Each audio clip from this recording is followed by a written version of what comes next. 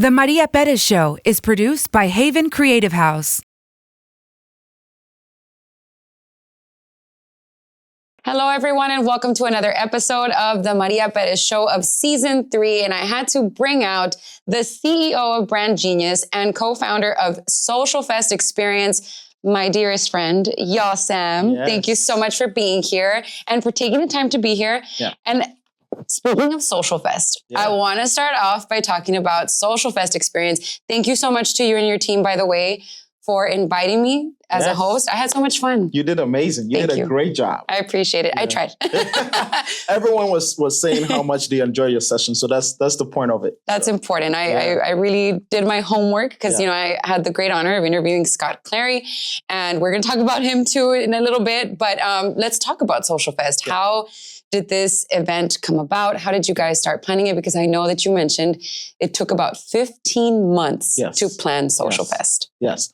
I mean, so over a period of time, myself and my business partner, Josh and Eileen, we've been to other conferences. We've been outside the region to see what other people are doing, right?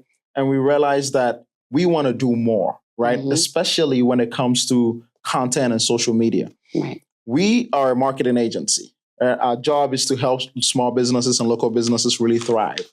But at the end of the day, we realized that a lot of people are not really getting the social media aspect of it. And so we're like, how do we do it? But how do we educate people as much as possible? And we thought, let's put together a conference. Mm-hmm. Now, this idea had been brewing for years, right? And we never really knew what was the best time to make it happen. And so I believe last year I sat Josh and Eileen down and I was like, this is the year we got to do it. And we went out, started seeking all these partnerships, and we made it happen. And it was great. Thank you. It was a 2-day event, and I've told you a million times how amazing, how amazed I was to attend Social Fest, because it is a great event for all of us, also learning about the whole digital world. And I want to talk about the people that you guys brought down. Yeah. How did you guys do it? You guys had, I have a list because the list is very, very long. Okay. But we had Scott Clary, Danilo Carrera, Julian Gil, James Dumoulin from School of Hard Knocks. Yes. Neil Patel. Yes. And the list goes on. Yes. So how did you guys do it to just contact them and bring them down? Yeah, that's a great question. How crazy. I guess I will give away the secret sauce that we used. Yeah. It's very simple. Yeah. Social media. So people don't understand the power of social media. We used it to the best of our ability because we were trying to put together a social media conference. Yeah. Right. And so for majority of the speakers, we actually simply DM them on social media, specifically Instagram. And so we use that as a tool to really connect with people. Scott Clary specifically, I connected with him on Instagram. He was very forthcoming. We had a good conversation about him being here, what he can offer. And he was more than happy to do it. Neil Patel, we did some back and forth through email, and Scott Clary was through Instagram as well. So a lot of the other speakers, we were able to do that. However, let me say this. Social Fest wouldn't happen without our committee.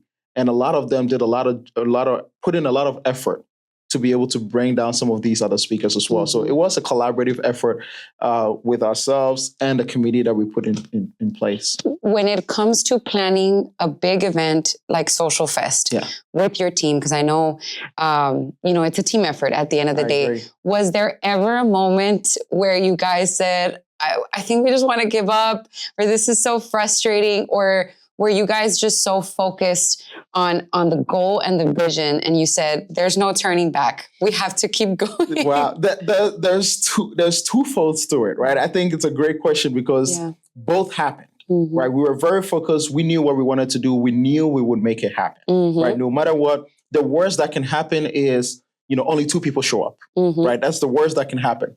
Or something philosophical happens, right?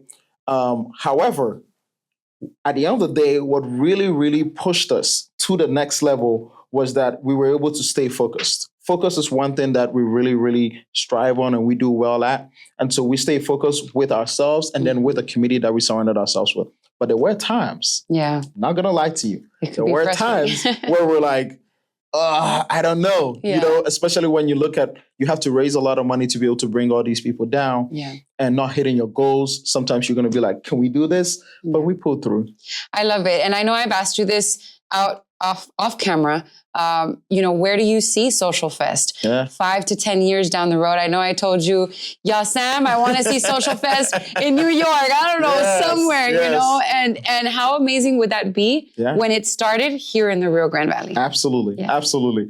You know, I wouldn't say we close ourselves off to where Social Fest could be. However, we really love the Rio Grande Valley, and we really want this place to be a place where people come to experience what Social Fest is. And so at least in the next 5 to 10 years, we want to grow Social Fest. We want to grow Social Fest to where tens of thousands of people travel all over the world to come experience. Because there was people that came from outside of the valley, right? Oh, yeah, absolutely. We had people coming from, even speakers from Italy. Wow. We have speakers from Mexico as well. And then we have folks coming from New York, Austin, Houston, San Francisco. So it was kind of a collective there. Yeah. What was your favorite part of Social Fest? I could tell you, like, my favorite part of Social Fest, obviously, of course, I hosted. Yes. But I was one of the hosts, so such an honor. Thank you for that. But I feel like one of my favorite parts of Social Fest was not only the knowledge that you gain from hearing all these, influencers, all the speakers that you guys invited. There was just a huge diversity. Yeah. And I even told you, my mom, which is in her 60s, like, she literally left Social Fest inspired, and she was like, I want to start creating content of my food. Let's do it. Let's do it. Yeah. I love it. Yeah. And that's the whole point, right? Yeah. That's the point of it. That's what we wanted to achieve, to bring people together and to get people really excited. Yeah. When you ask my favorite part, I'm very biased. However, I would say my favorite part was seeing so many people create content. Mm-hmm. I think, to me, that was just people got it. People understood what we were trying to do. And so seeing young people, coming up to speakers and say, hey, can I interview you? Can I get a minute with you? To me, that was like, you know what? I respect that. Yeah. So that was what really made the experience very enjoyable for me, just seeing all of that.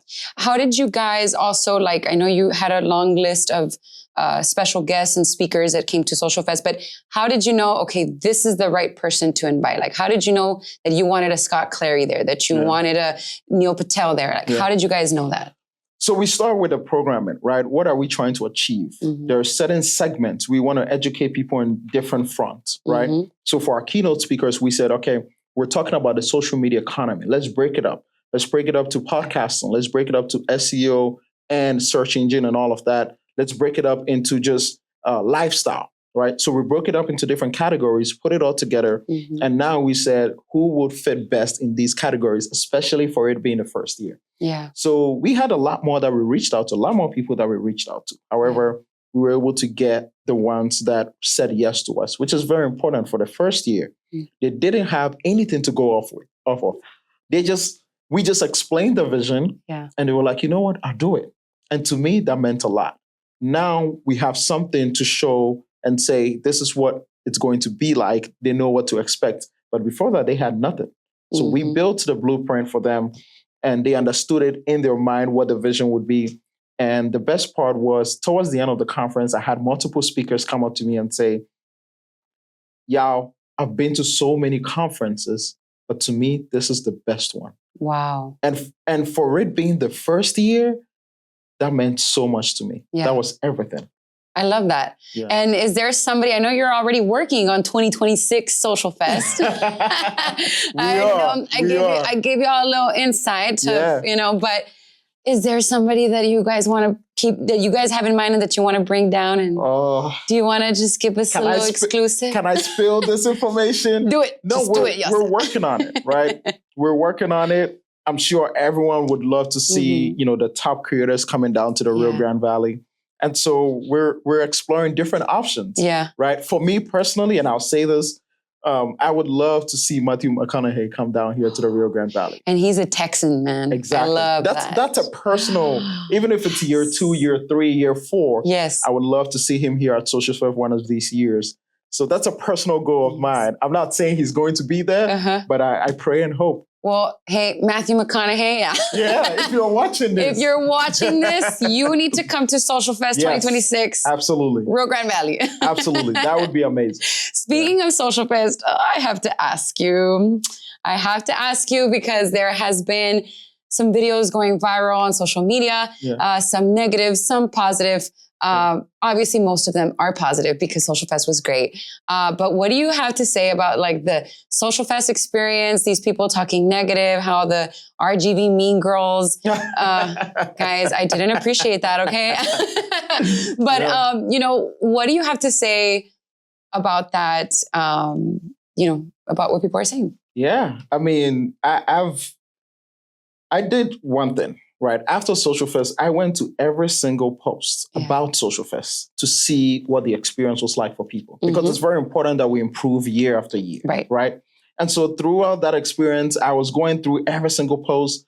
99% of the posts were positive. 99% of them. Yep. And then I came across one video. Right. And the video mentioned multiple aspects to the conference, and specifically mentioned that they felt like there was a mean girl energy surrounding certain people at the conference.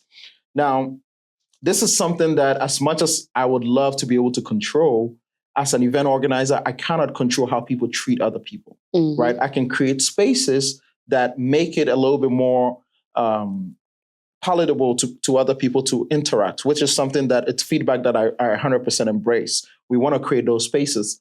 However, if someone comes up and, you know, there's a mean girl energy, I can understand that to some degree, to some front. And let me tell you this, the individual that posted that video, I will be having coffee with her and her husband. Oh, wow. To really go over some of that a little bit more into detail, right? Yes. At the end of the day, people are allowed to have those opinions, whether positive or negative. The only thing is I would have preferred if it was done in a more constructive way, to say, this is what I experienced, this is how they can improve, or this is what they can do to improve. So those are the questions I'm going to ask this person when I have coffee with them. But yes, there is a narrative of a mean girl energy here in the Rio Grande Valley. I haven't experienced that. Everyone I've experienced here in the Valley has been super sweet, super supportive, and 100% positive. So I cannot say there's mean girl energy here if I have not experienced it. But it doesn't mean that maybe someone else didn't experience it. And so, everyone I've met, incredibly great. And, you know, and I will tell you this, being someone of a different ethnicity here in the Rio Grande Valley and still receiving the love, I think is an indication that there is more positives than negatives for what we can experience. I love that. And we're very loving here in the Rio Grande Valley. I agree. Yeah, I absolutely agree. Before people start thinking bad about the RGV, No, it's great. I've lived here for 9 years and I love it. So what is the best thing you love about the Valley? Oh, I love the fact that it's a close-knit environment, right? Everyone almost knows each other. Yeah, right? It's true. And so there's always also support, right? You can literally go up to a stranger and they will be willing to help you out or support you in some way. And so since I've been in business here, the majority of people who have supported us at Brand Genius, at Social Fest, have been just like random strangers. And sometimes it's people we've built connections with, but they owe us nothing to be able to help us. So I love that about the Valley. There's so much opportunity here that people don't realize. You're right. And you also mentioned something very important a little while ago, how you like the fact that a lot of these younger generations that attended Social Fest were also taking the initiative to go up to these speakers. And I could kind of tie that into with, you know, some of the negative videos that were going on social media, how if you don't know them or if you don't like approach them or whatever, I don't know. I think they were saying how they won't say hi to you, the speakers, right? But this goes back to what y'all just mentioned. You know, if you don't take the initiative, and I can give you that advice as a journalist myself. I have had to chase down people to get an interview because that is my job. But also James Dumlin mentioned the same thing. What does he do? If you look at his videos and look at how successful he's been. He says, probably they're going to tell me no, but I'm going to take that risk. And I'm going to, because he mentioned that in Social Fest. So you have to take the risk. You have to go up to these people, especially if it's like if a Shaquille O'Neal where like the president walks past you, you're not going to take the risk and you're not going to take the chance. You're just going to be like, I expect them to say hi to me. No. Yeah. And see, a lot of the times, because even in my profession, sometimes I've been misinterpreted by people when I'm at a public event. Yeah. Oh, Maria was so mean, and they'll leave me their comments on social media when I'm like the sweetest person. You are. I'm like the complete opposite. Everyone knows that. Yeah. I appreciate it.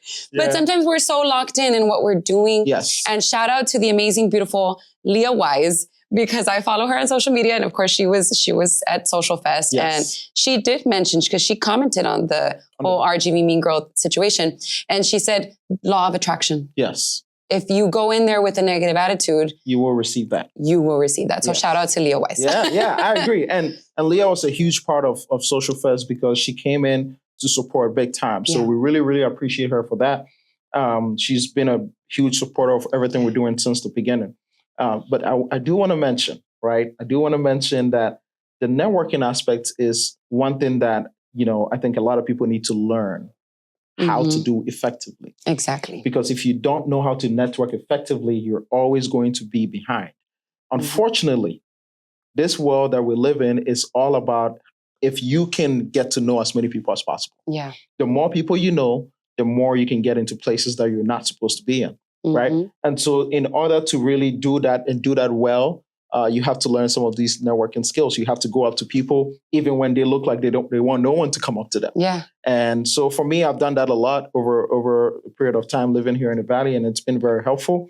I just wish more people would do that and take that initiative. And that is why Social Fest, we need more events like this. So thank you, absolutely. Y'all. And I want to touch base a little bit on your personal and also your professional life, because you're also a teacher. Oh.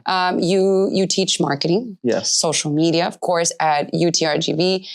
Mind you, he's only 28 years old. Wow, she just gave my age away. You're super young. You're a baby, and you've been. I've told you off camera on a personal level how that is so inspiring and how I admire everything that you've been able to accomplish at such a young age. So how has it been to get to know your students? Because a lot of them were talking very positive. I met them at Social Fest. Yes. And so they were your students. So how does that feel? I think since I started teaching, that specific aspect of my life has been the most rewarding, I would say. Mm-hmm. Because I went to UTRGV as a student, right? And so to be able to go back to teach and give back was everything. Right. Over the last 3 years that I've been teaching, I've met some of the most incredible students.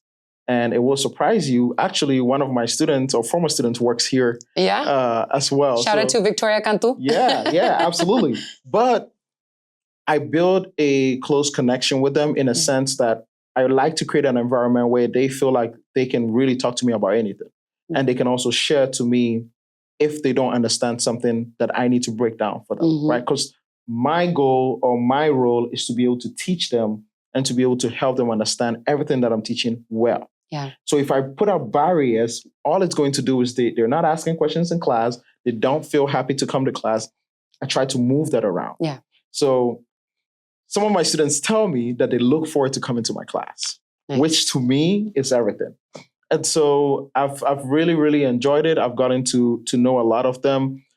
At 15 minutes of every class, I do something special called a therapy session. And this is a time of, where my students get to tell me what's going on in their lives and if they have anything that's troubling them, right? So I get to advise them, and I get to give back to them in some way by impacting into them what I know. And I think that is one of the most positive things and impactful things that I do that I really, really enjoy. Yeah. And so class just ended yesterday. I'm really sad. They know how much I love them, and I can't wait to go back again in the spring. And also, for those of you that do not know Yasem, talk to us a little bit about your upbringing. You also mentioned to me that you get that entrepreneurial mindset from your mom as well. So talk to us about that. Yeah, I mean, I grew up in Ghana, West Africa. We were in the World Cup, so I need to mention that. So super excited for that. Love it. And grew up there. And growing up, one of the biggest things that I saw was my mom actually never had a full-time job. Wow. And subconsciously, I think that's what really gave me that entrepreneurial instinct. she always had some sort of a business. She was selling something, or she had a store, or she had a shop here doing something different, right? And so I think seeing that really just pushed me every single day. And, my dad lived in the US at the time. My mom lived in Ghana. And so a lot of the learning I did was through my mom, actually. Wow. Learn how to cook from her. So I'm a really good cook as well. Yeah. Well, I learned how to cook from my mom, but I'm not that great. I think I'm good. I think I'm really good. So maybe I'll teach you a few here and there. I love it. Yeah. But also, I know that you have your podcast. Yes. It's Brand Genius, or what's the podcast? Mind of a Genius. Mind of a Genius. Yes. Yeah. Talk to us about Mind of a Genius. You've had great minds on your podcast, like Mr. Alonso Cantu, CEO of Lone Star National Bank. You've had Alex, CEO of Fork to Fit. And the list goes on. You just had Nava, the successful real estate agent.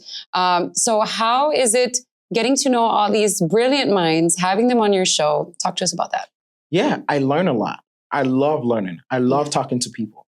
And so for me, the idea of Mind of a Genius was that I get to talk to as many brilliant people as possible. And I do it and record it as well. I'm like, who wouldn't want that opportunity? Yeah. So I decided to do that because I find so many people who are way smarter than me, including yourself and a lot more people outside in the world. I'm like, this is an opportunity for me to learn from them. Right.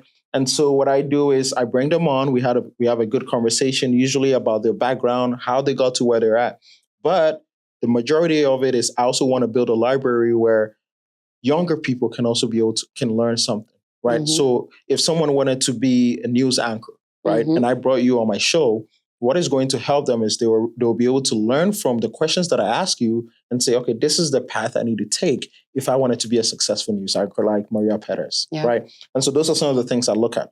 And the same concept went with Alonso Cantu, Alex. How do they do it? How do they get to where they're at? Right. And so I get to ask them those questions. And for me, it's learning for me and hopefully learning for everyone who watches this as well. And I want to invite everybody to go see your podcast, Mind of a Genius, because thank you. You and I are both very blessed to know Mr. Cantu. Yes. And he's the CEO of a successful bank in Texas and many other businesses that he has, but he started as a migrant worker in California, very humble beginnings. And it's so interesting, as you mentioned, to get to know their stories and their journey. Yeah. So, and shout out to Mr. Cantu because he's been one of our biggest mentors, huge supporter. And sometimes, me and my business partners, we ask ourselves, why does he even, like us? Why does he even support us, right? But he has that energy, that spirit of wanting to give back. And so for me, I learn a lot from him. Yeah. Sometimes I ask him, I said, one of the questions I asked him was, why do you answer every single time? Why do you answer your phone? Like immediately. And he said that it's what helps him so that he doesn't forget an opportunity that comes to him. Wow. Right. So he tackles that opportunity as soon as it comes. He tackles that conversation as soon as it comes without really procrastinating on it. And I got to learn a lot from it. So one thing I also learned is he answers his text within minutes. And so that's something I'm working on. I want to be like that. And I'm honestly, every single time I get to spend time with him, I learn a lot. I love that. Last but not least, for those of you that are watching, and that maybe they want to start a podcast like you and I, or they want to just build a good audience on social media, what advice can you give them? Maybe they're scared, they don't know how to start, they don't have the perfect set. When a lot of these successful podcasters or influencers, they got successful, but they started off with not the perfect set, from their room in their apartment. So what advice can you give them? You're going to hate me for this, but you need to just get started. Right? There's a lot of times where the only thing that's stopping us from really achieving what we need to do is the fear of not doing so well. And it's also us wanting to be perfect. Personally, I've always wanted to start a podcast. I've been wanting to start a podcast since years ago. What stopped me from starting a podcast was I wanted it to be perfect. I wanted the perfect circumstances to start it, but that's not how you do it.